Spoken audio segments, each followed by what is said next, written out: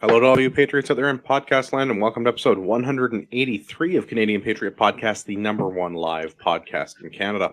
We're recording on May 27th, 2019. I'm Gavin, a business owner, gun owner, hunter, atheist, volunteer first responder, and CCFR field officer for the GTA, and was recently in Utah. And if you listen to the podcast, Trevor is not the only one now who is open carried in Utah. But I also concealed carry because I'm cooler. Hi, I'm Benny. I live in Toronto. Sorry. My name is Ian. I'm a hobby farmer on Vancouver Island, and that makes me the token Westerner. As always, my name is Andrew. I'm a recovering libertarian, competitive shooter, and a firearms instructor at Ragnarok Tactical. We'd love to hear your feedback about the show.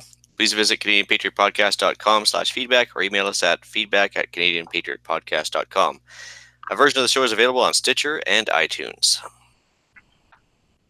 You should check the podcast out on social media. You can do that on Facebook and Instagram at Canadian Patriot Podcast. And after you've done that, head on over to our Patreon at patreon.com/CPP and become a Patreon because we need your help.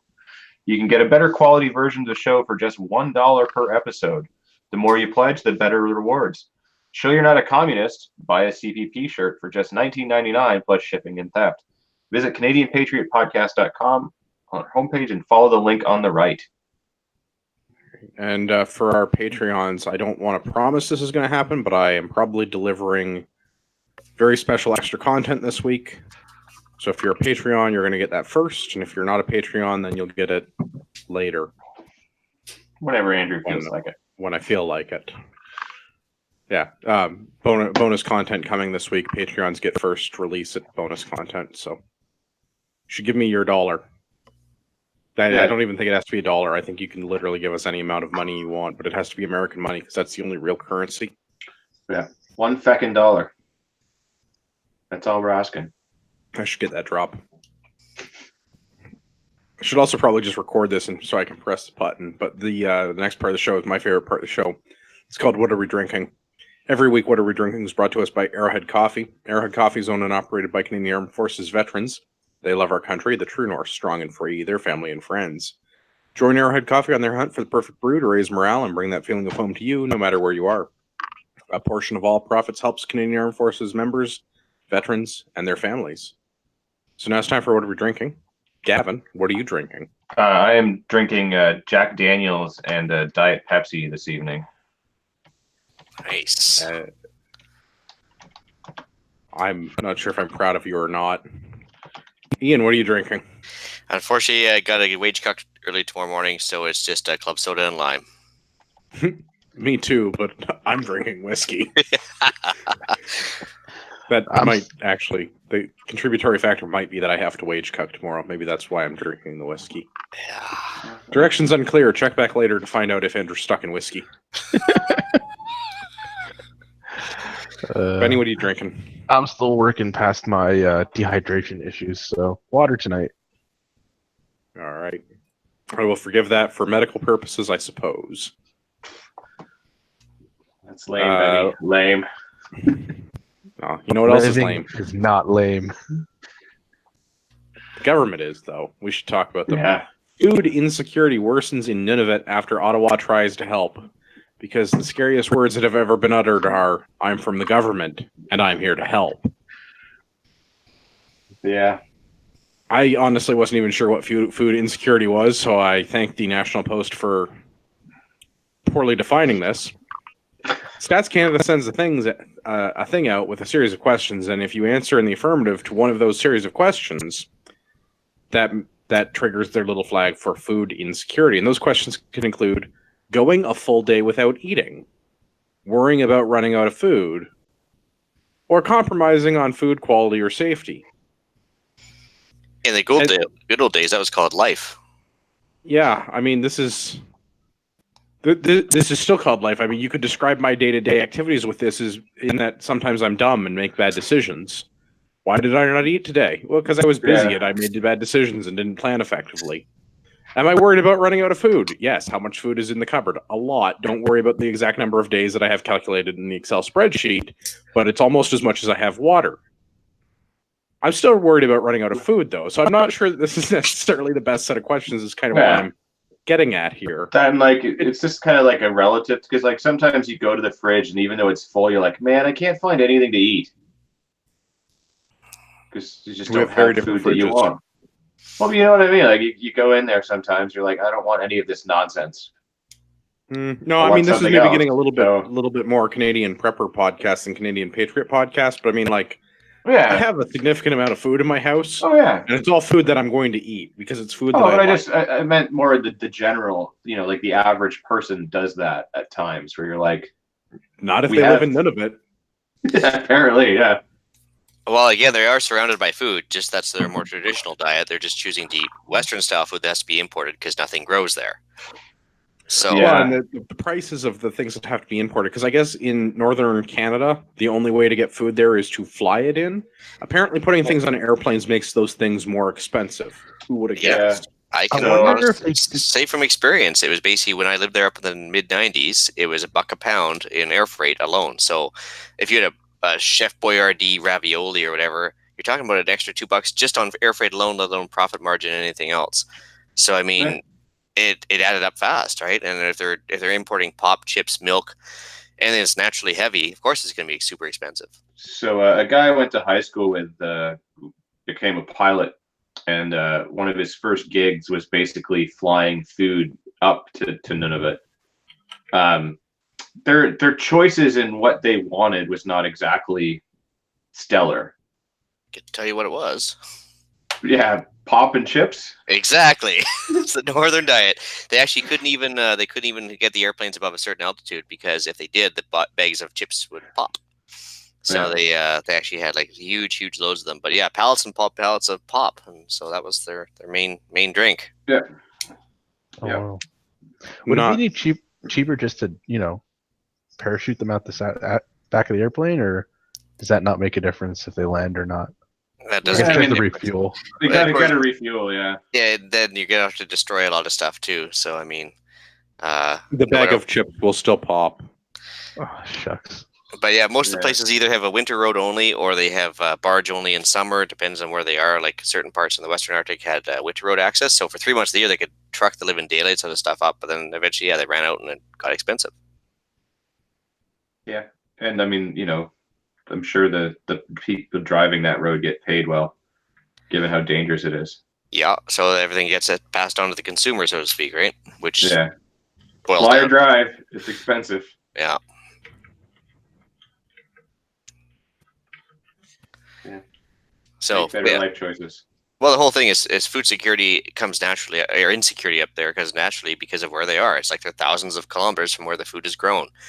Anything that you can't grow locally is going to be on a tenuous position no matter what. So I don't know why the government's suddenly surprised by this after, a few hundred years of dealing with people living up there. This is something that I don't understand because, like, they're complaining about ground beef selling for $20 for 2 kilos. Like, Yeah. but don't you have animals that live there that you can? Yeah. Like ground caribou burgers sound delicious to me. Yeah, I would totally go for a caribou burger. I don't know that I would. Yeah, barren ground caribou. In certain, not every spot in Nunavut, but I'm saying you got barren ground caribou, you got polar bears, you got fish, like you wouldn't believe fish. You've got ptarmigan, you've got everything else. So if you really wanted to, yes, that does require you to go outside and hunt it down yourself, but that is an option. I hear a job opportunity.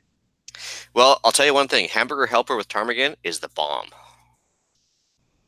Like you just take ptarmigan actually is like dark purple breast meat. It's kind of weird, but it's good. Cool. Just saying.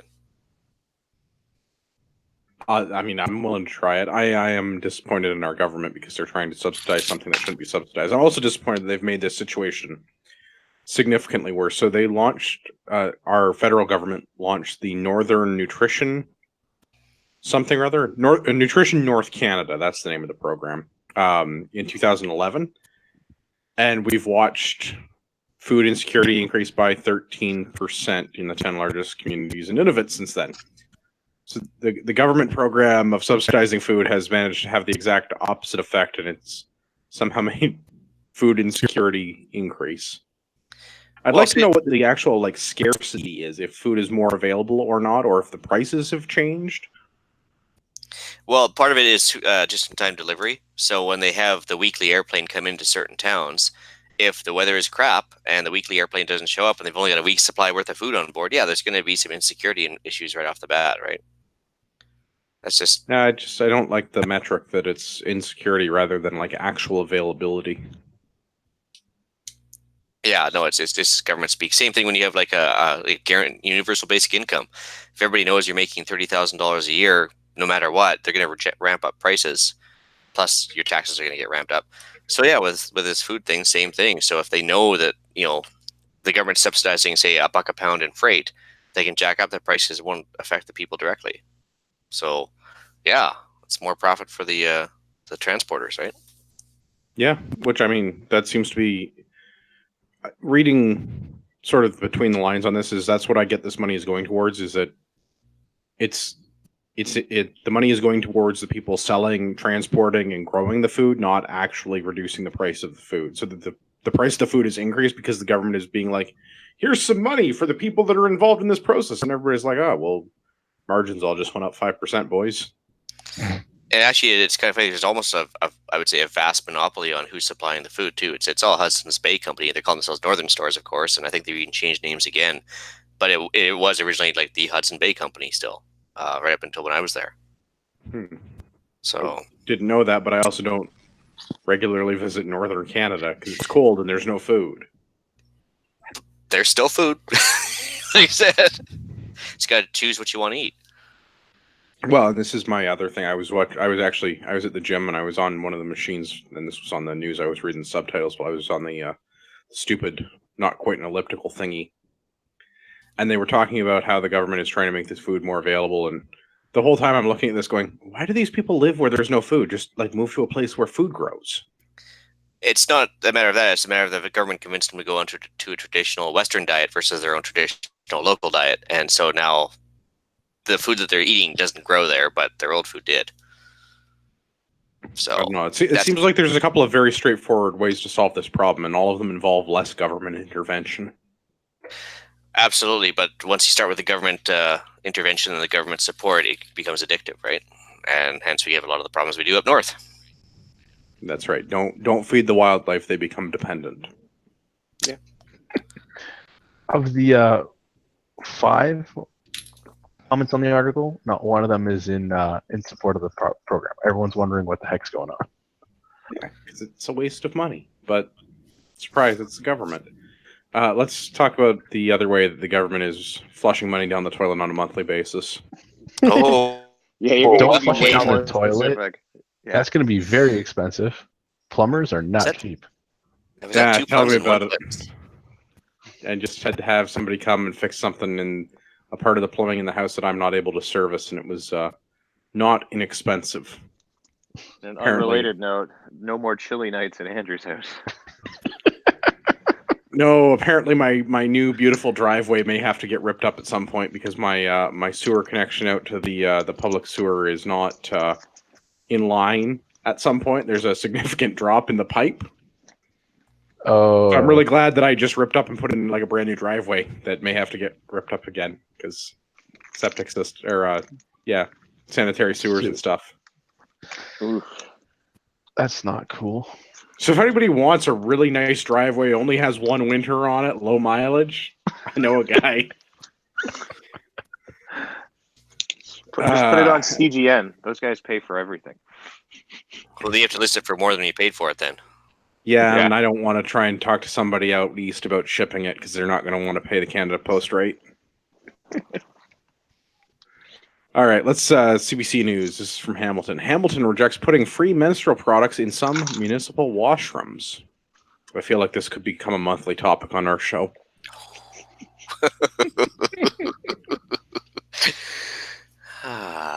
Come on, the jokes write themselves. Oh yeah. Kind of like the counselors in Hamilton. Yeah, so there was somebody brought forward a pilot program to equip some government washrooms with menstrual products. It was shot down. It failed by a vote of one. There's 15 counselors, and it failed by one vote. The parts that I am confused about are mostly to do with the fact that the counselors predominantly the women councillors just don't want to talk about this issue. Well, because it's something that's been handled for years without intervention. Basically, I asked the subject matter experts in the house about this, as I'm not up on it. But there is basically a sisterhood involved. So if somebody finds themselves short of supplies, about 6 or 7 people will hand you what you need at work generally. So I don't know why they need to put them in the bathroom is beyond me. Once again, proving that government intervention is always useless and way behind the times. One could say that. Interesting. Yeah, the one counselor, Esther Pauls, was the particular person that caused all the conniption amongst the various activists involved in this story, because she was the one that didn't understand why council had spent 90 minutes talking about menstrual products. She found it was a little bit uncomfortable, which I find very entertaining, is the very demographic that this is targeted towards don't even want it to be involved. Well, one would think they have bigger problems to solve than this. I don't know. It's Well, city council. Yeah, I'm kind of with Benny on this. It's city council. I mean, they've got bigger problems, but I'm not sure that they've got much bigger problems. And this is one of those like happy, feel good, upcoming stories that if you do this, all of the social justice credit will be awarded to you. I guess. I enjoy this. Yeah. I don't have anything else to say on the tie. Just that we talked about this before with the government trying to mandate this in federal workplaces. Hamilton was going to try and do a pilot program, and even Hamilton City Council was just like, nah, pass. Yeah, I said it before, when I was in a place where toilet paper was not guaranteed, I walked around with my own. So, Yeah, that's pretty much how I spent the week. There was a toilet. There was a hole in the ground, and there was no toilet paper, despite the fact that it was a state-owned campground. Have shovel will travel. Yeah. All right, let's go on to another one. From the Ottawa Citizen. An insult to all Canadians. Liberals blasted over 3-page committee report on rural crime. So according to the very disappointing 3-page report, the RCMP is not able to adequately provide policing services to the 4 provinces and 3 territories in which they are responsible for almost all policing. Policing is the same RCMP? Policing is a provincial or municipal matter, and the federal government is not able to comment further on what they can do to improve safety in those communities. Even though the federal police force is the one that's doing the policing in those communities. So yes, that RCMP. I mean, I have a solution. Is it disband the Queen's Cowboys? Well, yes, but Local posses. let people do their own policing and carry firearms and stuff. I don't know, like maybe that'll work. Yeah, like Force if the you boss. if Go you ahead, have like a detective, to check on like crimes, but when something's actually going on, you can't carry a police officer in your back pocket. You're right, Gavin. They really should be able to carry it for self-defense. Yeah. Well, I contend that that's not just rural Canadians and Canadians that live in jurisdictions where the law is enforced by the Queen's Cowboys, but rather that that's just a thing that we should all be able to do. Baby steps, Andrew. Baby steps. Yeah, they have wilderness carry. They could just do extreme rural carry. Extreme rural carry. I mean, And then that's your baby step. And then you can say rural carry after that. Then you can just move it on to urban carry. Yeah, once we've proven that it's not an issue in rural areas. Well, I mean, it's not hard to be like 2 hours from an RCMP detachment in a lot of these places. So, I mean, yeah, it makes sense. But also, I mean, of course, enforcing the laws on the books to start with when you actually catch the bad guy would be a good start too. But that's just me. Well, yeah. Well, that's something that they actually called out in their report, that effective crime fighting are to require adequate police resources, not 2-hour response times, partnerships with the community, not charging regular citizens for being involved in community watch programs, and taking care of matters that might arise on their own property when they're being accosted by ruffians. Yeah. Robust victim support, again, being accosted by ruffians, and a justice system that inspires public confidence, actually enforcing the laws that are on the books. So like their own report explains what they need to do, and that's basically to just police. Yeah. Quit riding around on their horses and their jackboots and actually get to work.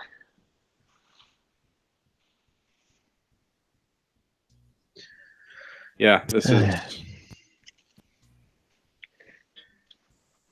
Sorry, I thought somebody was going to say something. This is disappointing. I think we're all in the just report. sadly frustrated with them. No, but the report says what the police need to do, and that's provide adequate policing. But the federal government says they can't, except that it's the federal police force that's in question in the majority of these rural cases, because rural policing is generally handled by the RCMP. Yeah. Like, the solution to this seems pretty straightforward. Give people the tools that they need to defend themselves until the police are able to arrive, and stop harassing citizens for doing things like having community watches. Yeah. Yeah. It's pretty simple, really. All right, on to Ian's neck of the woods. Dumb people live on Vancouver Island. There's no shortage of them. So the first one from Czech News. Some Nanaimo residents want to continue accessing military rifle range lands. And By follow-up from... I was going to say, by accessing, you mean trespassing, right? Yes, by accessing, I mean, well, the article implies trespassing, but yes. And the follow-up from this on the Times Colonialist. New Nanaimo MP taking petition to Ottawa calling for D&D rifle range access. And not in the good way that I was hoping for. Well, the Times Colonist article, we call that locally the Times Communist. So that's their equivalent of the Star. So you can gauge the source material right there. But yeah, no shortage of NIMBY people around here. And just like, you can enter the base and baseboard in there, no problem. You can drive right on, but you can't just go hiking and biking in the back trails behind the rifle ranges in Borden.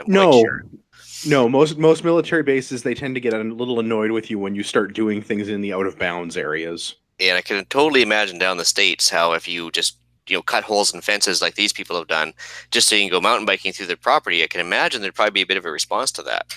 So you get arrested for espionage. Or if you didn't get shot or whatever heavy down the States, but of course we're too polite for that. But the simple fact is that it's American friends. Yeah, American friends of mine are even surprised that we can actually go as civilians with firearms on the base and shoot matches, because that doesn't really happen.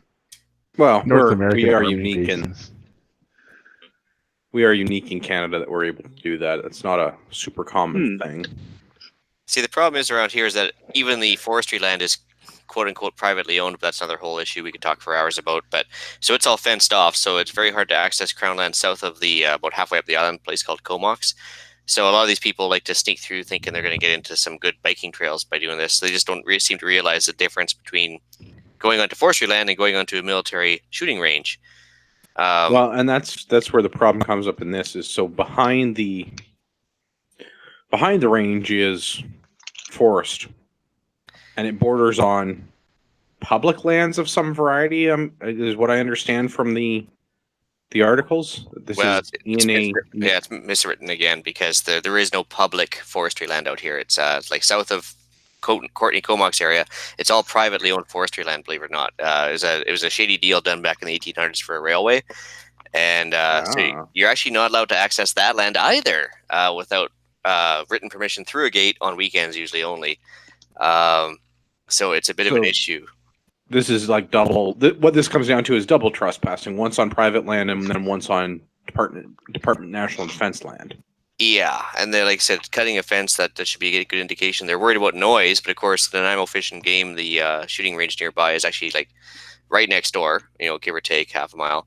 So the noise wouldn't stop if they shut down this military base like they want to, like Paul Manley wants to. Well, that was an interesting thing that Manley brought up. Manley is your new Green Party MP. So this is the second Green MP in BC. Yeah, second Green one federally, I think, total. There's just one in Victoria, one in Nanaimo. That's not my MP, but it's the next one over. So they've got the new green weenie that's in charge of your neighborhood. Yeah. And one of his fantastic quotes in one of the articles: "You can be coming down through the rifle range and not know it." He's also been hearing from area residents complaining about noise from machine gun firing. Manley, who lives 4 to 5 kilometers from the range, hears it as well. So how could you not know it? I'm not sure how you don't notice you're on a fucking rifle range with machine guns, bro. Like, oh, you can't hear this from 4 or 5 kilometers away, but when you're biking, there's no way to tell if you're near the base with the giant fences and the signs that say Department of Natural Defense or the Department of National Defense, rifle range, danger, no trespassing, keep the fuck out, machine gun noises. And But it's not clear if there might be machine guns around. And the big berms and everything else. You know what's quieter than machine gun fire? Mortar fire. Well, I think to just convert the range to it's mortar. quieter at first. If I'm not mistaken, the Nanaimo base that this is at actually belongs to an artillery company. Yeah, there's. But I don't think they actually have an artillery range there. No, they do not. But they do have a reserve squadron. That's there's a second property. Oh, I'd say a half mile closer to town. That's actually it was an old bunker, believe it or not, bunker complex for the Cold War, but they turned it into a reserve artillery squadron headquarters. So it sounds like we need to have somebody in Nanaimo build an artillery range. Because if you think machine guns are loud, let's get some 102 millimeters going. And then there's like an actual risk of blowing your leg off, and people won't, ride their bikes. They won't be riding bikes. No, idiots will be idiots. Will be idiots. Yeah, and basically he's trying to pander to the old retired folks that want to just use the land willy-nilly how they see fit, no matter what the cost, so to speak, because they just. You know what though? I'm okay. I was not aware of this whole like public land use issue thing in this area because I assumed when they were talking in the articles about parkland and mountain bike trails that this is like around here where there's forest tracts that are owned by maintained by the county or maintained by the province that they. It borders on the military ranges because we have that in some of the areas around Ontario where I'm familiar with. I'm like, okay, I can understand if you're in your forest track for Dufferin County and you accidentally wander into a military range. There's giant fences and signs, but okay, sure, I guess I could see how that might happen. I didn't realize that this was already all private land that bordered these ranges. Yeah. No trespassing to trespass. Yeah, no, it's amazing. This is the only province or territory I lived in that they actually had forestry lands that were, privately owned and fenced off, and you're not allowed on there. Quite simply, if you get caught on there with a quad, you actually get charged. So, unless you get a trail permit that costs money and so on and so on, and that you can only access through certain gates, like I said. So, yeah, it's totally trespassing no matter how they want to swing it. All right, good job, BC. Well done. I say turn it into an artillery range and just let God decide. That's right. Well, sorry, I know your name. I was all excited reading the one article because they were talking about equal access for civilians, and I was like, yeah, access to a military range for civilians? That sounds great. Let's have more of that because it's kind of a pain in the ass to do a range booking. But I guess that's not really what they meant. Nope. Yeah, not quite, but we can hope. Maybe in New Canada. Speaking of New Canada. Trudeau government to release approved list of newspaper and websites. This is on the Post-Millennial, so take that for what it's worth. So everybody will remember we've been talking about the $600 million subsidy program that went to the CBC and other broadcasting outlets earlier in the year. Our federal government has seen fit to give us a list of approved sources that they've deemed reliable. I'm going to assume we didn't make the list. We and the Post-Millennial are both not on the list. We also did not get no $600 million or any part thereof. Do not let the recently renovated studio space fool you. I just moved my desk. Yeah. I do notice that they at least actually termed it correctly when they said they're bailing out the media to the tune of $600 million, not just... Well, but I mean, that's the Post-Millennial. I don't know how... I don't know that that's something that the feds are actually saying. This is deeply disappointing, though. And I mean, we saw this coming. We've talked about this a little bit before, but the the government is now saying which sources of news are reliable sources of news, which is to say government sources of news, which means they're entirely unreliable because they're getting the government funding. So, yay, 1984 and stuff. Yep. That's really all I take from this. Is anyone who is not on the list is committing thought crime and must be punished accordingly. Re-education camps for all. Doesn't this happen every time the Liberal Party is up for election and it looks like they're going to lose? They promise money to the CBC. Yeah, because then they get advertising. I mean, that's dollars. basically something the Liberal Party just does, is give money to the CBC. But yes, it doesn't have to be because of an election. I mean, it often is, but it's also just the thing that they do, because we need to preserve Canadian broadcasting or heritage or something free liberal advertising. Yeah. Naturally, I mean big L federal party liberal advertising, not frequent and a lot of advertising. That would be a different sort of liberal advertising. Okay, onward. The next thing. Let's talk about explosives. This is Richmond Hills. This is closer to Gavin and Benny's neck of the woods than Ian's rifle range. I wish it was Ian's rifle range. How cool would that be? Oh, that'd be nice. Yeah. Move to the island. Although the island is full of crazy people. Well, once we declare a republic, we'll clean house. Don't you worry. I feel like I could be like the that Irish guy in Braveheart. It's my island. Anyway, if you need any, deer taken care of, I've never flown in a helicopter, but I'm sure I'd like it. Yeah, there's Only like one way to find out. yeah, the Pacific is literally just on the other side of the ridge. So I mean, it's there. It's like previous. Are there any bays around Vancouver Island, like a Bay of Santiago kind of a thing? Oh, definitely. Yeah, absolutely. There's all sorts of places to go. But it has to be far enough away from comics that they won't send the search and rescue dudes. Yeah, it used to be okay. Okay, cool. Onward to Richmond Hill. 2 individuals have been charged by York Region Police, not Peel Region, close but no cigar. York Region Police, an 18-year-old and his 47-year-old father, charged and remain in custody after a tip from Canadian Border Services Agency and United States Customs and Border Protection contacted York Region Police to say, "Hey, those guys got bombs." Yeah.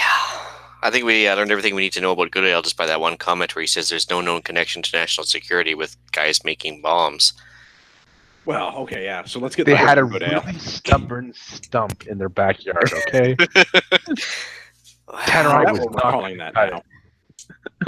Well, the family that terrorizes together sticks together or something like that. I don't know. So the quote from the fearless Minister Goodale: Canadians can be assured that there's no known connection to national security. The investigation by York Police Force, they would need to comment. They've made arrests, they've laid charges, and up to them to comment further. It's a legal proceeding in their jurisdiction. Thanks for nothing, Ralph. Yeah. What an idiot. I am curious how this is not a national security issue when both CBSA and CBP were involved in this and tipped off the local coppers to the fact that Mahor Mohammed Diesel? Mohammed whatever, and Reza Mohammed Diesel were charged for having explosives and detonating devices. They're unclear as to what those explosives and detonating devices are and what their quantities are, but the CBC article that we've got linked, father-son charged after explosive materials found inside a home in Richmond Hill, Ontario, goes on to say that they also had a bunch of chemicals. Can you say fertilizer bomb? Because I'm thinking fertilizer bomb. Something seems I mean, explosives, chemicals, a detonator. I'm going with fertilizer bomb. I'm thinking that either they didn't have a map in their house saying where they're going to place the bomb, so they can nix the attempt of bombing. So all they have is explosives and detonator, and because they don't have a target that's a national target, it was probably only a local target. It's no longer national security. So it is a local matter that they were going to blow up something local to them. So it's not a national security issue because, yeah, it's only local. That's why Goodell can say that it's not related to national security because, I mean, it's only Richmond Hill. I suppose you're right, but this just further reinforces my theory that we should build a wall around the GTA and then flood it and just make the lake a little bigger. Canada have to buy a boat. It's definitely well spun, Benny, but yeah, it's like clearly they were up to no good, I'm sure. And if it would have been a CN tower or whatever. Like makes me think this is a national security issue is CBSA and CBP were involved. So maybe they were acquiring these explosives and detonating devices from America? Yeah, but then how did they get them in the country? Like, that's my question. The same way they get their illegal guns? They smuggled them in from America? But then how did CBSA, like, they got tipped? Like, they got tipped off about it. You'd think they'd have caught it on the way in. Like, you have a lot more faith in our border protection services than I have. Yes, apparently that is true. Or they were just waiting for the final destination to be discovered or something, because maybe just the guy delivering it was just tagged and followed or something, right? Yeah, that is a likely. I mean, we like to find out about things and then not do anything about it. Yeah, our government is particularly good at not doing things about terrorism, which, I mean, good job for York Regional Police. I'm glad that our bomb squad cleared this and removed an undisclosed amount of explosives from this home. But maybe CBSA wants to arrest these people next time when they cross the border. Yeah. I vote yes. All right, we're unanimous. We vote CBSA do their job. Yeah, quick. I'm sure they'll start as soon as the RCMP does. About bombs. Let's move on. We've got also 2 articles about Vice Admiral Norman, which I've intentionally been excluding from the podcast in the hopes that there would be more to talk about other than a high-ranking military official has been in court over things that allegedly were released to the public that should not have been, because that unfortunately sums up the entire 3 years worth of story. Brief background. Cool, Yeah. I was gonna say I just knew this guy was up on charges. Don't know what for or why. Okay, so it was brief to Liberal Party. Brief background. Vice Admiral Norman was the Deputy Chief of Defense. Yeah, CDF would be Chief of Defense Staff. So Vice Admiral Norman was the head of the Navy and the Deputy Chief Defense Staff under General Vance.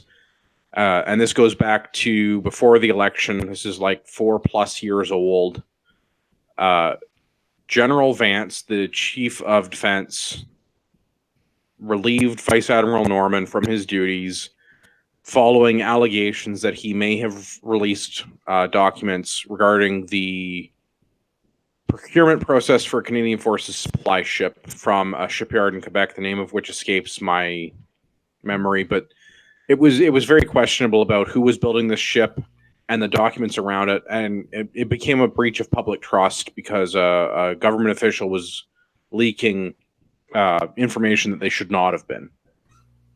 So CDS asked the RCMP to investigate. The RCMP was then pressured to provide the CDS with additional details of their investigation. Vice Admiral Norman was eventually brought up on charges. There was a whole hullabaloo about him being allowed to wear his Navy uniform when he was being charged because they were trying to do this in a civil court rather than in a military court, which is a whole other thing dating back to the Harper government because of the way the charges were laid. But anyway, that's the background on the story.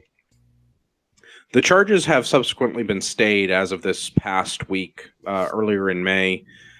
Vice Admiral Norman's charges are stayed, and what that means is that he has not been found guilty, but the charges have also not been dismissed without prejudice, so they could be, like, he's not off the hook. It just means that the prosecutor and the judge think that there is not enough evidence that they could get a conviction if the trial were to move forward. So somehow this is either a recommendation of the judge that you guys should give up because you're not going to get anywhere with this, or the prosecution has decided that they can't get anywhere with this. So whichever way the details of it shake out, they don't think that they can successfully get him in court on leaking.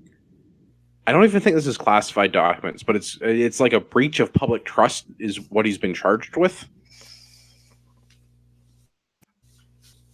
Yeah, I think he basically That just should he satisfy the spilled the beans on background. it. Yeah. Yeah, and all this comes down to is there was a ship that was being commissioned by a shipyard in Quebec as an interim supply ship for the Canadian Navy. So I feel like Vice Admiral Norman was maybe not happy that this was being done, and that's why that document was allegedly leaked by his office. But the outcome of this, now that the charges have been stayed and this is no longer big news, the two articles, one on the CBC, one on the Toronto Sun, the Liberal government has spent 2 weeks basically blaming everyone else for this issue. Admittedly, the charges were laid when by General Vance under a Conservative government, but then it was carried through by the sitting Liberals and Harjit Sajjan, of course, the architect of Op Medusa. I'm joking. He was not involved in Op Medusa. Well, I shouldn't say that. He might have been involved in Op Medusa. He certainly was no architect. We don't know what's under that turban of his. That's Could be true. some We should snake find out. heads. It might be a detonator. No, wait, he doesn't live in Richmond Hill. He's from BC. And he's Sikh, not Muslim. I was close. Not really. I probably shouldn't make fun of the Minister of National Defense, but Harjit Sajjan was one of the few Liberals that I had a lot of hope for going into the election, because when they announced his cabinet position, he was somebody that I thought, like, oh, this guy was actually in the military as a reservist, but he was in the military and he served overseas and he was a police officer and a detective in Vancouver, and like, this is somebody that maybe won't be a shitty person. And it's turned out that I mean, he was the the architect of Project Medusa, Operation Medusa, something. Op Medusa, yeah, whatever. So Something like that. the Trudeau government has managed to coach witnesses, withhold documents, prevent Vice Admiral Norman from accessing his email, which they did not do for someone like Jerry Butts, who was allowed to access his email when he was called in to testify about the SNC Lavalin scandal. During question period in the House, the leader of the Conservative Party asked if the Prime Minister would apologize to Vice Admiral Norman. And the Prime Minister has declined. There's now a motion in the House to express regret for this, and the Minister of National Defense has been quoted as saying that the Department of National Defense will pay Vice Admiral Norman's legal fees, which again is interesting because this went to a civil court, not a military court, where legal fees would have been paid by the military anyway. But did you mention the amount as well? No, I don't know what the actual legal fees are. I am sure they are hundreds of thousands, if not millions of dollars. Yeah, it was actually over $500,000 he'd racked up in legal bills. But of course, the federal government's got unlimited coffers to fight him, and he spent over $500,000, and he'd actually remortgaged his house, or put a second mortgage on his house anyway. And he was facing basically he was destitute at this point, and for basically something that they just walked away from. So the very least they should do is, since he's still got a commission, as from what I understand, they should be giving the legal costs back. But yes, so I guess that is a minor but important detail.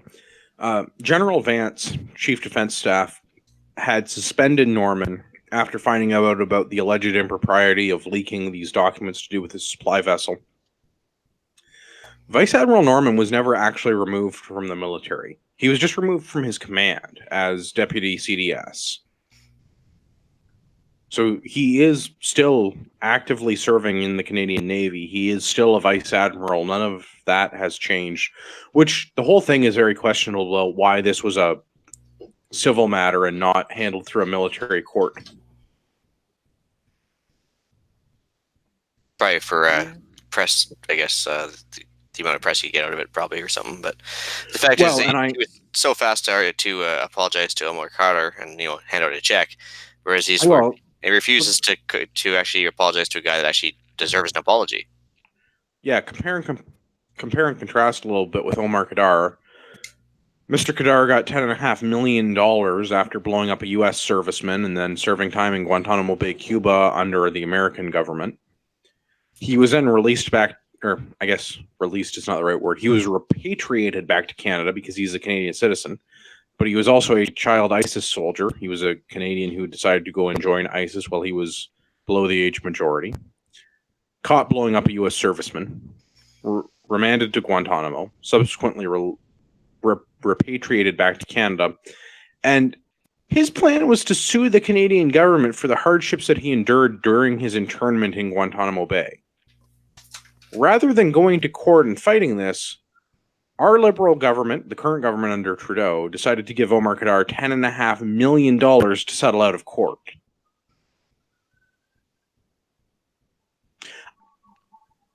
Compare that to Mark Norman. He's got a 30-year career as an officer with the Canadian military. He has numerous distinctions and awards.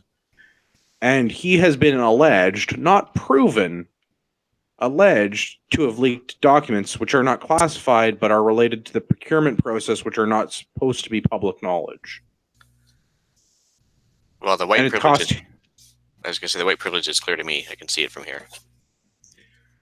That must be it. Summer whites for everyone.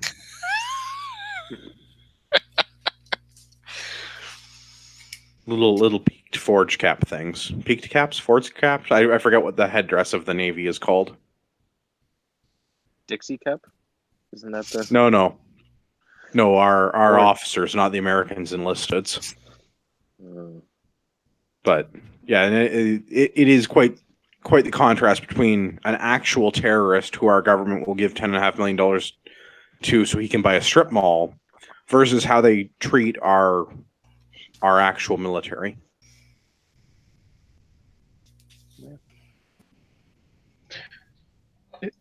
Yeah. All right, on to funnier news. Going back to the post-millennial. We've got a Toronto story. Toronto police respond to a report of a man with a gun. It was a banana. Wah, wah.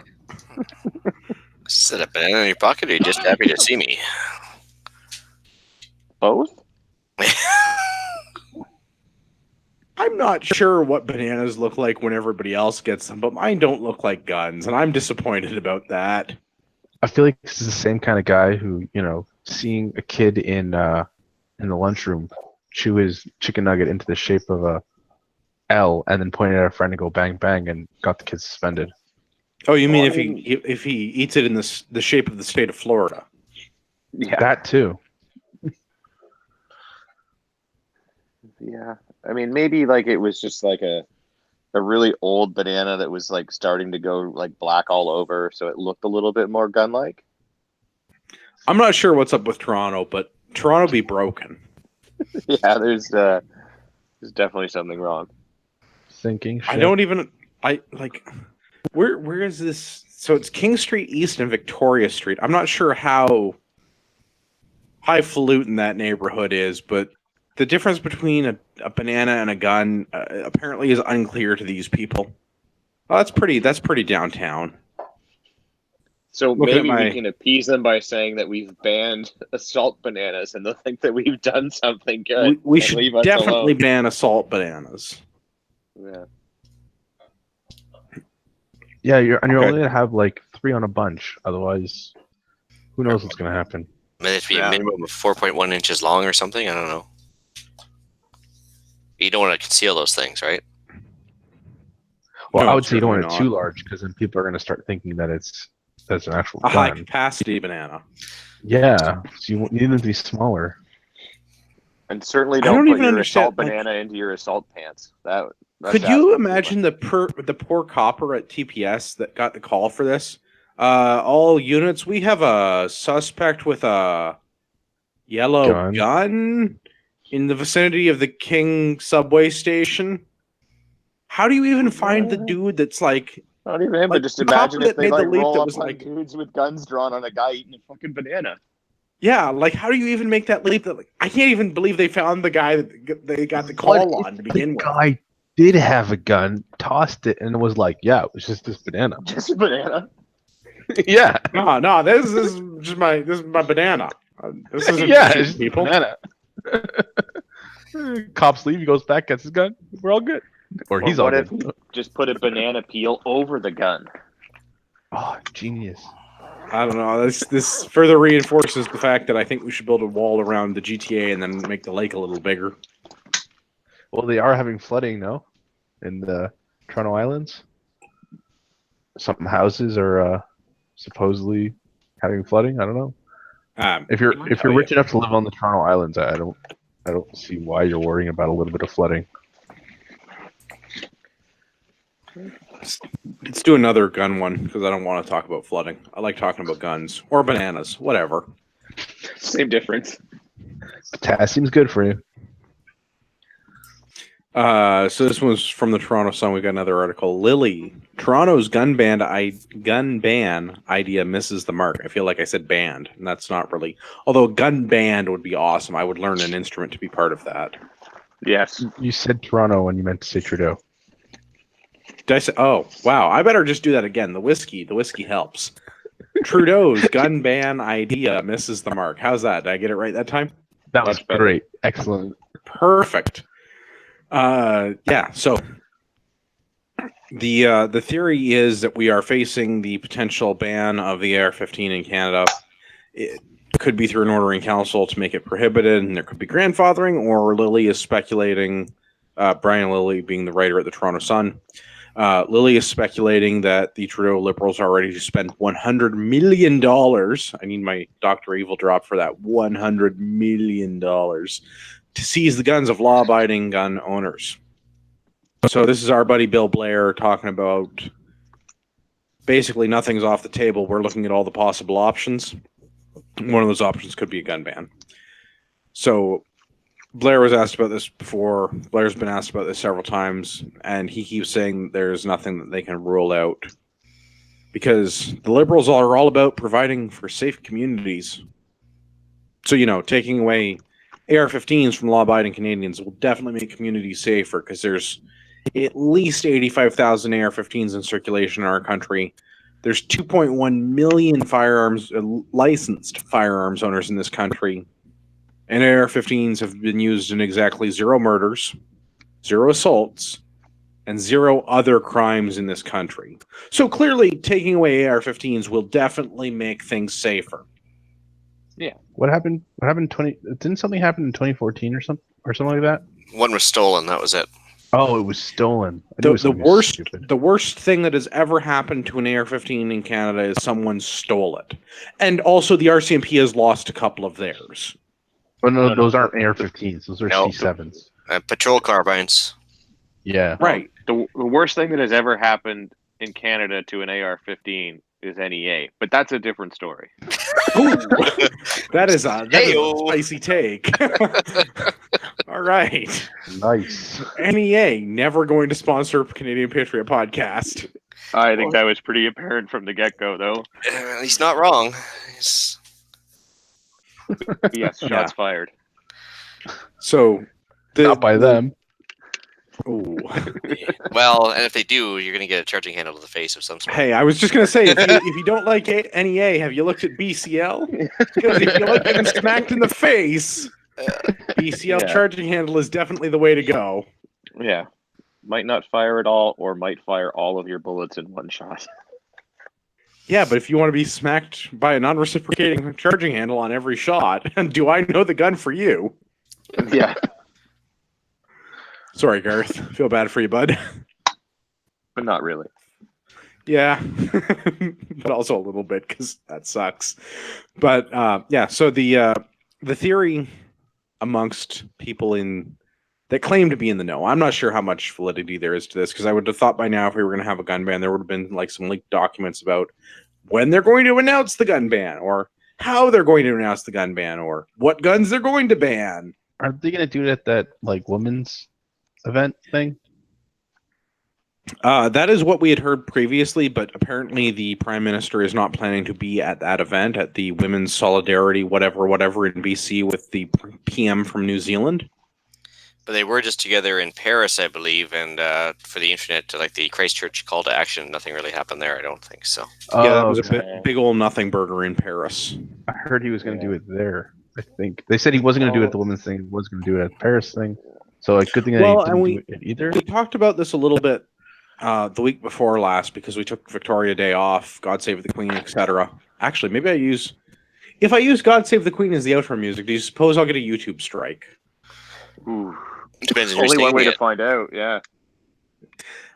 Anyway, we took Victoria Day off because we were inebriated, let's be honest. Oh yeah. Oh yeah. Good times. Yeah. But the week before that, we had talked about the gun ban, or the potential gun ban, and I'm still not convinced that this is going to be a thing. But if they do this, an ordering council is a way to do it, although the CCSA and Tony Bernardo and former Conservative Attorney General Peter MacKay both are of the opinion this isn't what ordering councils are for, and that's not how it's supposed to work. And my rebuttal is, yes, so? Have you seen how the Liberals run their government? Yeah. Yeah. Agreed. Right? Like, just because that's not how it's supposed to be used, like, this is all, like, we should not have the government with the level of power the government has, and we shouldn't be making rules for the government to use because future governments will use those rules. So the fact that we have orders in council, the government can now use those to make other orders in council. Yeah, I'm sure they're not using it correctly, but that's not going to stop them from using it if they feel so inclined. Yeah, they can't do anything correctly, so why would this be any different? Right? So, I mean, like, yeah, McKay's talking about how this is electioneering and that they could have used their entire term in government to do this. Pardon me, the whiskey. They've had their entire term in government to do this. They're doing it now before the election because it's going to create media buzz. 'Cause look at them. They're banning all those military-style rifles, and this could be a good thing, but I still am of the opinion the same as I was when we talked about this 2 weeks ago. This is probably just a giant FU to gun owners as the Liberals lose their government, because it looks like at best the Liberals are going to come up with a minority right now. Their approval rating is so low. Their approval rating is still high enough that I think they'll end up with a majority. I don't know. Somebody cut this out of YouTube in a year and a half and like send it to me and let me know if my prediction holds out or not. But yeah, banning the AR-15 is not going to do anything to impact criminals. Criminals aren't using AR-15s to begin with. There's 85,000 of them in the country. If they were a problem, you would know it because people would be getting shot with them all the time. That's not happening. We have gangbangers with illegal handguns in Toronto. The solution is still to ban Toronto. Build a wall, make the lake bigger. Yeah, no, you're not wrong. Although I guess if they ban them, there probably will be a bunch of crimes committed with them. Yeah, like transporting them to where they're not supposed to be transported. Or possessing them. Well, I don't know. I guess we'll see what happens. Do you guys have any other thoughts on this gun ban thing with what Lily's saying about? No, but the gun orgs and the gun stores seem to be really getting behind it this time. Yeah, I do know, like yeah, you know what? Actually, that you bring that up. Kudos to the average Canadian firearms owner for not being a giant cuck. Because typically when we see gun bans, like we had this with the CZ 858, that was what they banned, and the Swiss Arms. When you go on Gun Nuts the week after they announced that those guns were going to get banned, and people were dumping them for like hundreds of dollars. Like you could pick up a Swiss Arms for half the original price. This is like highly irregular. So if you're chewing into the microphone, you should stop doing it because I can't edit that out. But also, if you were looking to buy a Swiss Arms, the week that they decided to prohibit them was a great time because they were on Gun Nuts for like less than $1,000 a piece because people were just trying to dump them. Yeah. And kudos to CCFR, the Canadian Coalition for Firearms Rights, and gun owners in this country for being like, oh, they're going to ban AR-15s? I guess we better buy all of the AR-15s that retailers currently possess because that's way better response than what we normally get in Canada, where gun owners panic sell all their shit when they're afraid that it's going to get prohibited. Yeah, which is the exact opposite to what they should be doing. I know. It shouldn't- I'm impressed that yeah. everybody like dug deep, Yeah. found a pair, and wasn't a cuck this week. Well, yeah, I mean, Well, I just- literally just got an email saying that True North Arms just got 375 new receivers in. So Are they good receivers or are they True North Arms receivers? mystery AR-15 stripped receiver set. Don't Yeah, do that's a hard pass. Yeah. yeah, I mean, but you can get like an Arrow stripped receiver for $100. It's pretty cheap insurance if you want to get grandfathering on your license, or if you just want to have one that you can build later or Well, whatever. It's But like you can you right now? Because FOC had a couple arrows and they're sold out now. Oh, I'm even Tiger pretty Arms here in sure- Vancouver had a couple, but they're gone too. So So I mean, I recently just purchased an AR-15 in my girlfriend's name, so that if something happened, she would have one. And we were going to grab one of those Arrow lowers, but they were all gone. Yeah, I mean, So we had to you go. heard to it a at the beginning of the slightly- podcast. If you don't own an AR-15, you're wrong. Fix yourself. Although at this point, you may be too late to fix yourself. Yep. So 184 episodes. Wish you'd been paying attention. But I am proud of the average Canadian gun owner for not having been a cuck this week. Kudos to everyone that went out and bought one or several. Yeah. Also, I appreciate all of the internet posts lately on Facebook and Instagram that people are sending pictures of their new ARs to Bill Blair.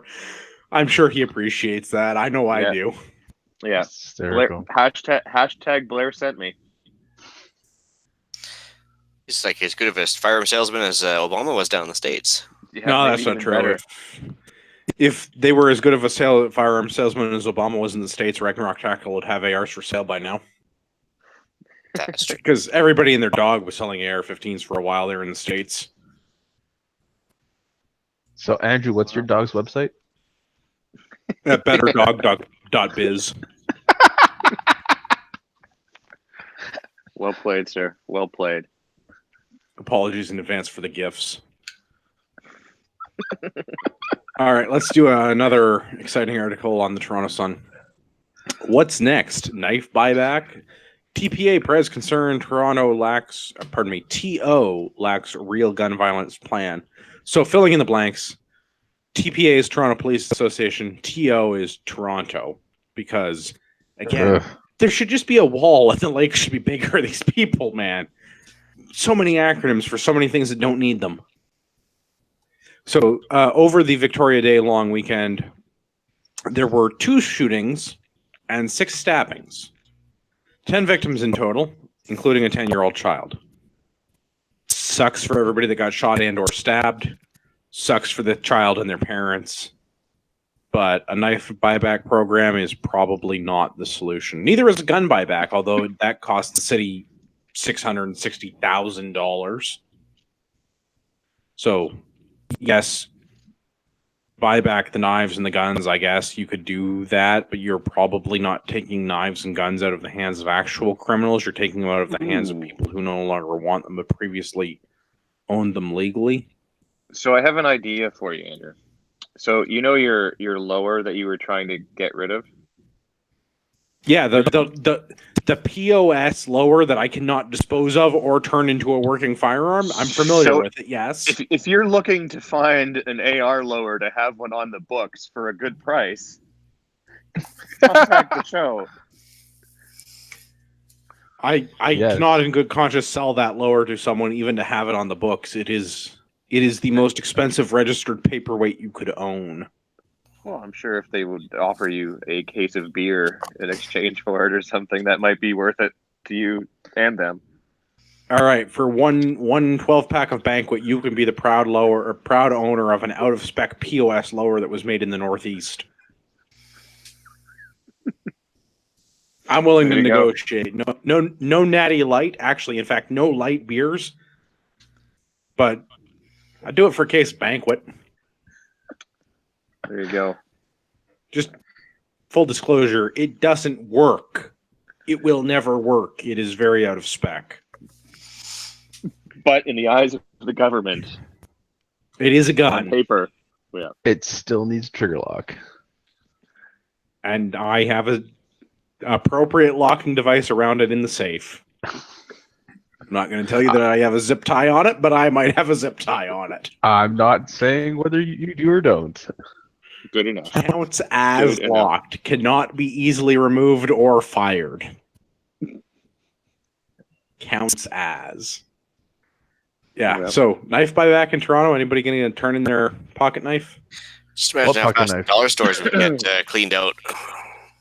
Yeah, I sent all of my pocket knives to Mike and Campbell. I had a boating accident last year. All right, let's go look at Quebec. It'll be hard because it's in French, but actually, sure, the article's in English.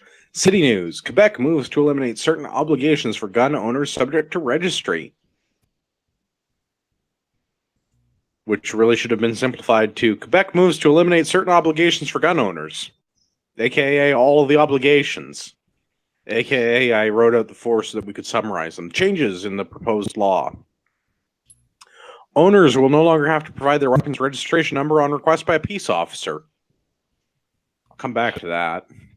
Submit the barrel length when registering a weapon. No longer have to notify the registry if their firearm is away from its usual storage location. Wildlife protection officers with powers to apply the law like other peace officers. Remember how I say I go back to the first one?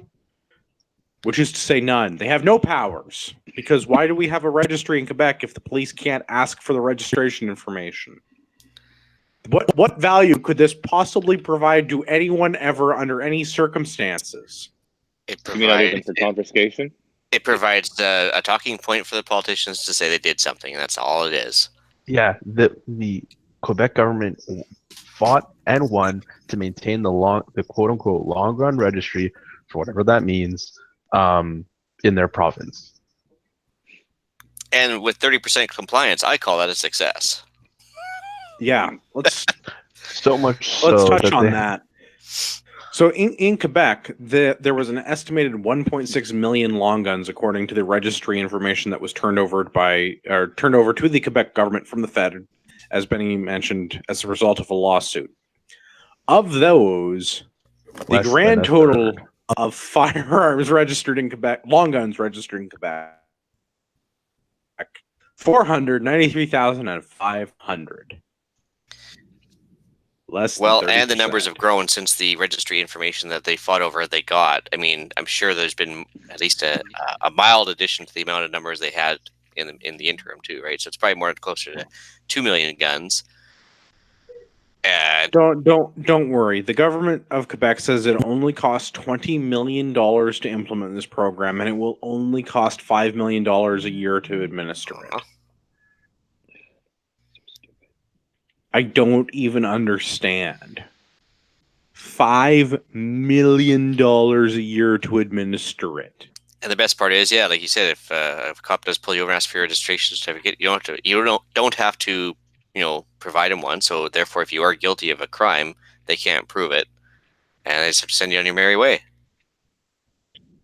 Yeah, and they're going to give wildlife protection officers the same ability, which is to say none at all, because the police don't have any. Also, $5 million to administer anyway.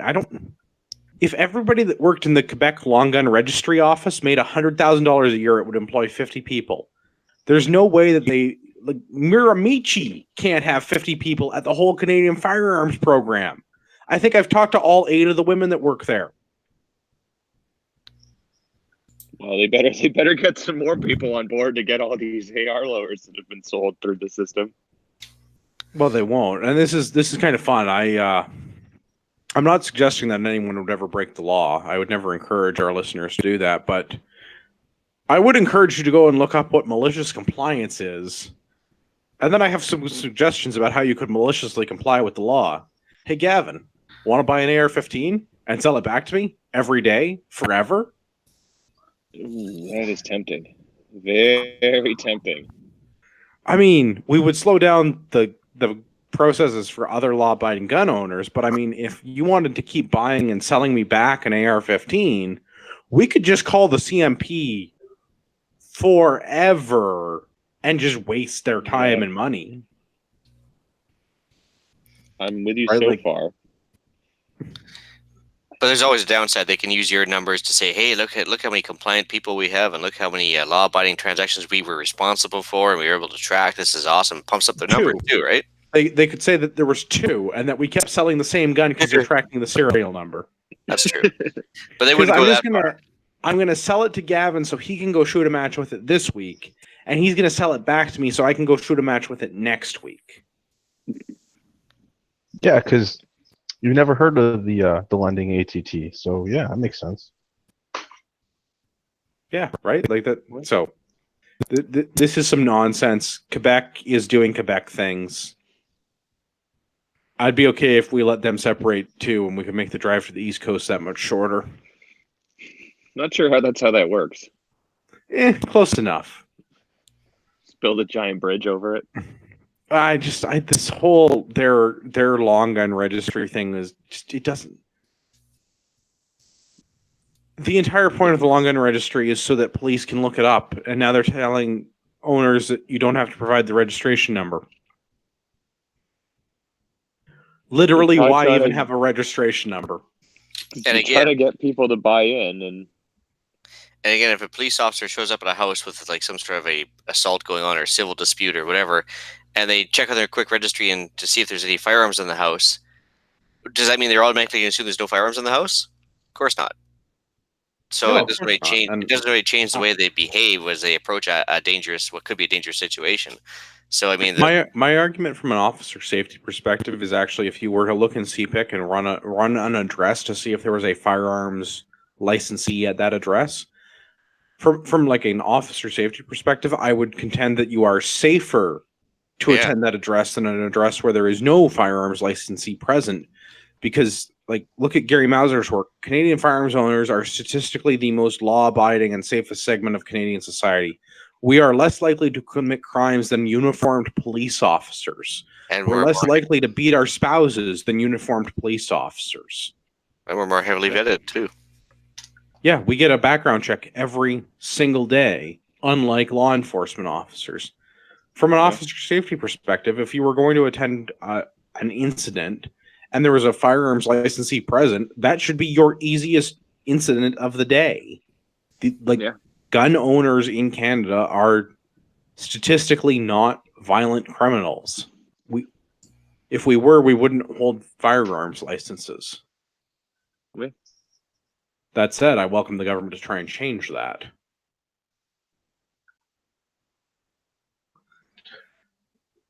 Let's do the gunblog.ca. There's an article. Canadian gun licenses and handgun owners rise to new record levels. This is the 24th straight quarterly gain for the number of firearms licenses in Canada. Yeah, 24th straight quarterly gain. 6 consecutive years. It's very interesting.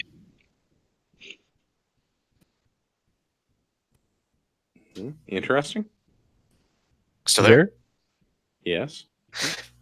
No, I thought it was very interesting to see that the fact that the women were getting their licenses at a rate of 4-1 over men. Yeah, I fully support this. Gavin, your significant other has a firearms license. My significant other has a firearms license. Other gentlemen, do you have significant others with firearms licenses? As a matter of fact, mine has our pal, and her core done, so she can go hunting with me. And both my daughters have the minors. Well, they don't call them minors pals anymore. Minors, what do they call those things now? Minors pals, and they're just waiting for their 18th birthday to do the full thing. Sweet. So my wife's taking the classes. I just need to fill the paperwork out for one of these days. Oh, pitter patter, bud. Get on it while you can, bud. We may have an AR lower for her. Well, you actually brought up a good point. My wife does not have an RPAL under. A AR lower under her name, so we may have to fix that. Would you like one? Are we talking 12 beer or 24 beer? What's your definition of a case? Well, for a highly vetted firearms owning spouse of a CPP panelist, I would be willing to do that as a what I would call community service. And you can have the aluminum paper, or rather, your significant other can have the highly regulated paperweight. Sounds like a hell of a plan.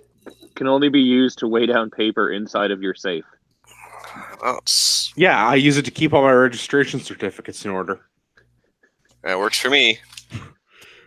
And do you So put them this- inside the mag well to keep safe? No, but in general, I would say this is a positive article. I don't think we need to read through the numbers because listening to the podcast, the numbers get boring. But basically, there's a lot of new gun owners in this country, and we're increasing the rate of gun owners. So it's not just that there are new gun owners; it is a net increase in gun owners. We're creating more new gun owners than we are losing gun owners at this rate, and the vast majority of these are women. Women are getting PALs at 4 times the rate of men currently. Women are also tending to get their restricted firearms license, which indicates they are likely buying things like AR-15s and handguns and getting into competitive shooting sports like IPSC and IDPA because that's what you do with handguns. Yep.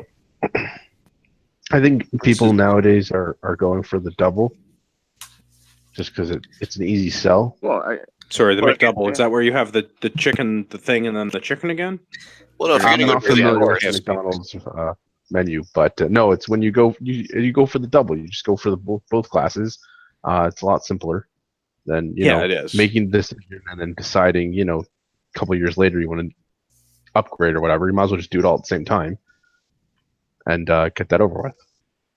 No, I agree. Getting both licenses done at the same time makes sense. I was talking to a colleague of mine that said he was going to go and get his PAL. And I said, "You're doing the RPAL too, right?" And, oh yeah, I'm going to do the restricted while I'm there. And it's like, okay, good, because like if you don't do that now, getting it later is a giant pain in the dick. So you should do it all at once. yeah, yep. And then once you do, and then you buy a handgun and an AR, you can come out and sign up for an op missile match. There you go. Yeah.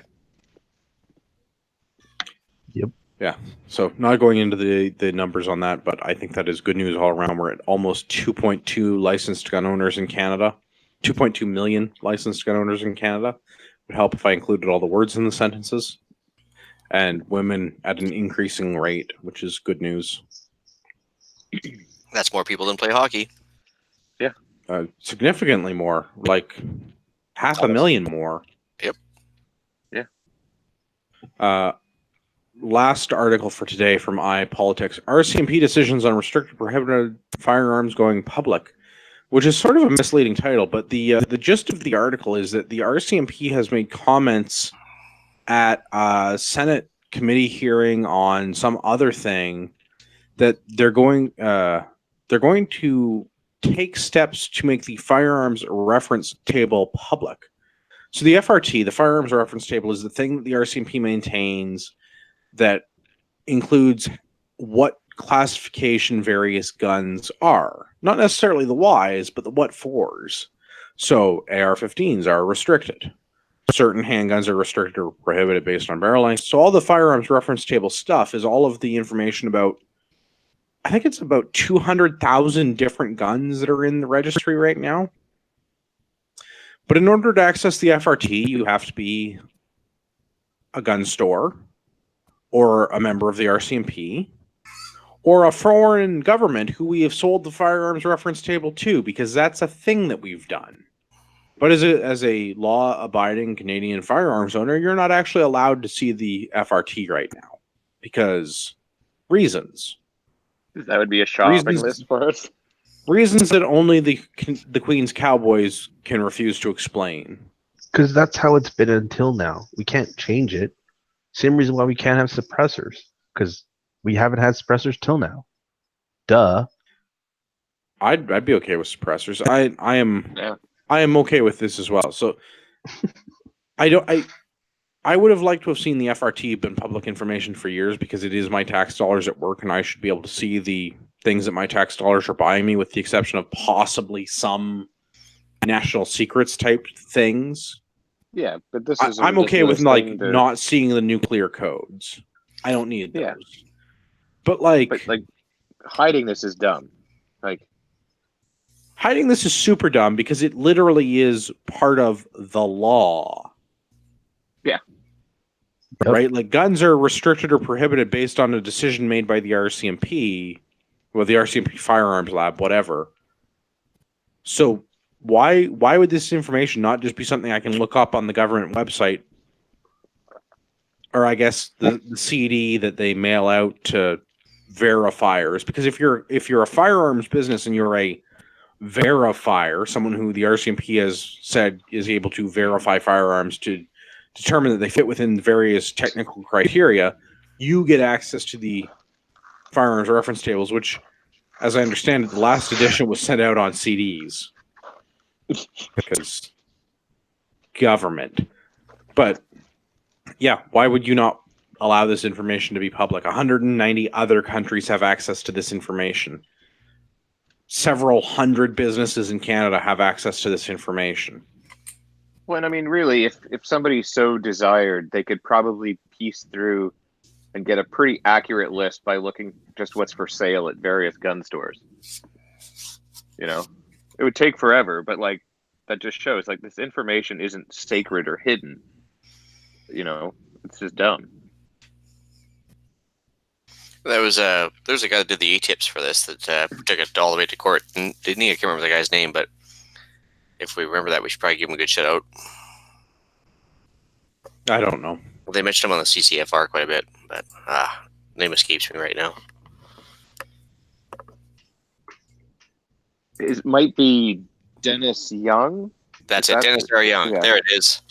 Because that guy has done definitely a lot of filing of A-tips and things like that. He's got a great website for all of this stuff. Pretty good for a retired Queens cowboy. Yeah. Yeah, I would like to see this information made public. Because it should be. All right, I think that wraps up the news. Let's do rapid fire feedback. First one is from Jimmy Bling. 5 stars. Great podcast. Can't get enough of these guys. If you haven't listened yet, you're wrong. Fix yourself. I appreciate that. I don't know if we have a great podcast or if you can't get enough of these guys. I mean, these are all things you should probably seek professional help for, but I appreciate that you listened and gave us 5 stars. Let's also do the charity shoot information. So this year's 9th annual Canadian Firearms Podcast or Charity Shoot, hosted by CCFR Radio, sort of, is going to be July the 6th, Drumheller District Shooting Association Range. Rifle shooting at various distances using various thingies. Steel at 200 and 300. I have heard there will now be IPSC-style courses of fire. Apparently, yeah. And then what else is going on? Gavin is going on. Gavin is going to be doing a Stop the Bleed course under the Ragnarok Tactical Banner. Gavin, of course, being podcast on the show this evening. Podcaster on the show this evening?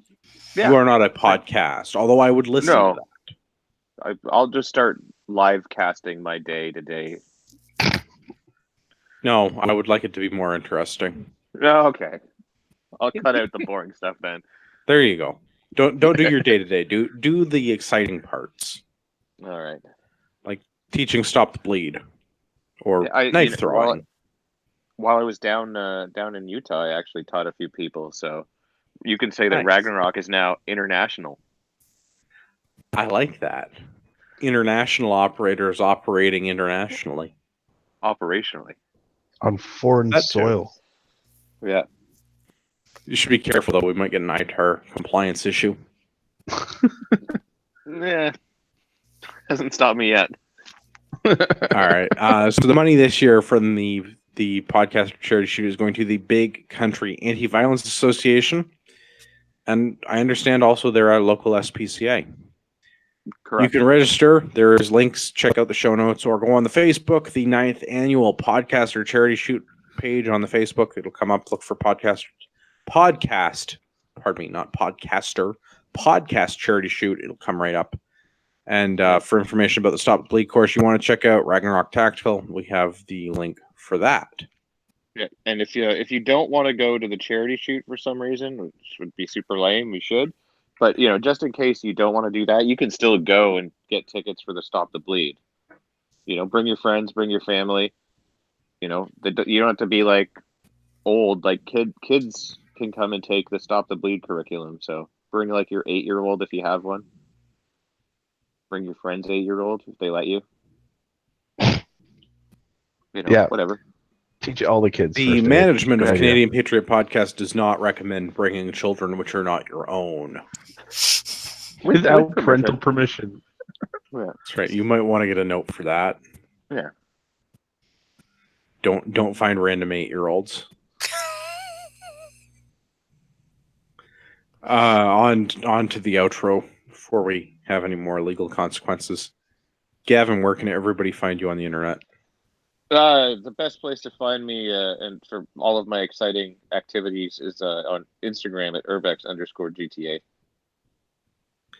Ian, I've heard you have a podcast. A different podcast, I mean. We do. You can email me directly at theislandretreat@gmail.com. You can also find me on the Canadian Prepper podcast. It's now on iTunes as well. And we record that podcast live on my YouTube channel called The Island Retreat. Benny, where can everybody find you? BennyLewis.ca or on Facebook, BennyLewis.ca. All orders between now and the charity shoot, a portion of the proceeds will be going to the charity of this year's charity shoot. Good stuff. As always, you can find me at ragnaroktactical.ca. You should definitely buy bandages and stuff, tourniquets, body armor. Yeah. Don't try and buy barrels from me right now because Shopify's all mad that we had barrels. So stand by to get a new website because I'm working on it.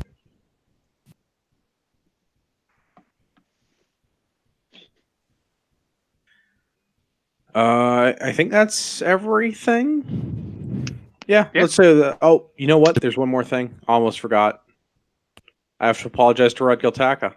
He knows the rules. Thunderdome with Ian. Yeah. It's coming soon. Yeah. It's coming soon. Maybe he doesn't know it yet, but That's the best kind of Thunderdome. Hey, if he listens to the show, which he should, because everyone knows I listen to his show. We're the real charity hosts.